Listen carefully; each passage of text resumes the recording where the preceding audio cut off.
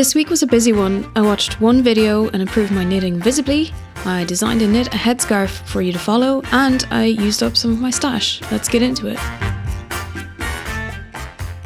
Let's talk about tension. Look, I have a busy and full life. Knitting is just what I do to relax in the evening. But I am annoyed. My knitting is lumpy and weird. This is because of something called tension. Think of it as the tightness or looseness with which you work a yarn as you knit. It can be too tight or too loose, but if you're like me, it's somehow both, and you're going to end up with a lumpy mess. So I went digging through some knitting books and read about tension. But the absolute best resource I watched was this video. It's only 5 minutes long, which was perfect for my zoomer brain, and explains everything really clearly. My mistake was not working on the tips of my needles, and my knitting is so much better. You can pinpoint the place I was in my jumper when I watched this video. Big ups to Suzanne for the video. Now my jumper looks weird, but am I gonna frog this again?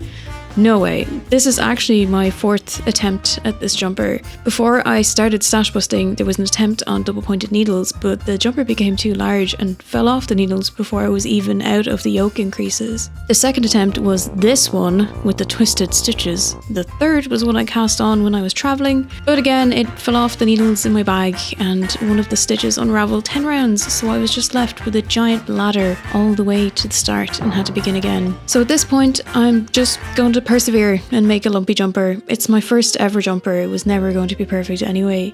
Extremely satisfied with my last project, I decided to cast on another project to use up more of the same wool.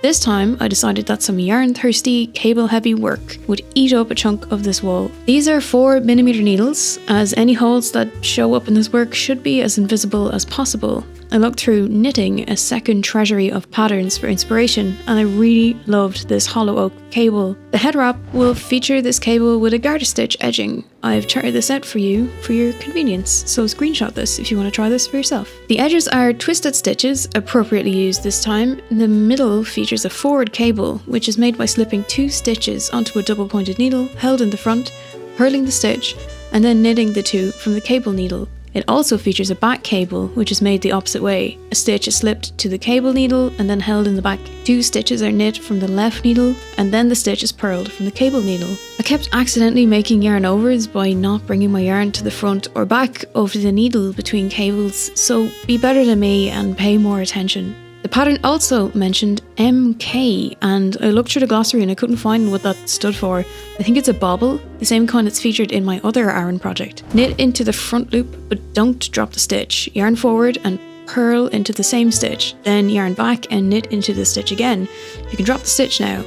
The work is flipped and 3 new stitches are purled, then it's flipped again and they are knit. Then it's flipped again and they're purled again. Finally it's flipped and the 2 stitches are slipped, the last is knit and the slipped stitches are passed over. This creates a little bobble. I'm not sure if this is what the original pattern meant, but it worked for me. I'll be honest, I used to look into headbands and wonder what kind of person actually wears one of these outside, but after trying one I am converted. These smiling headband models have the right idea.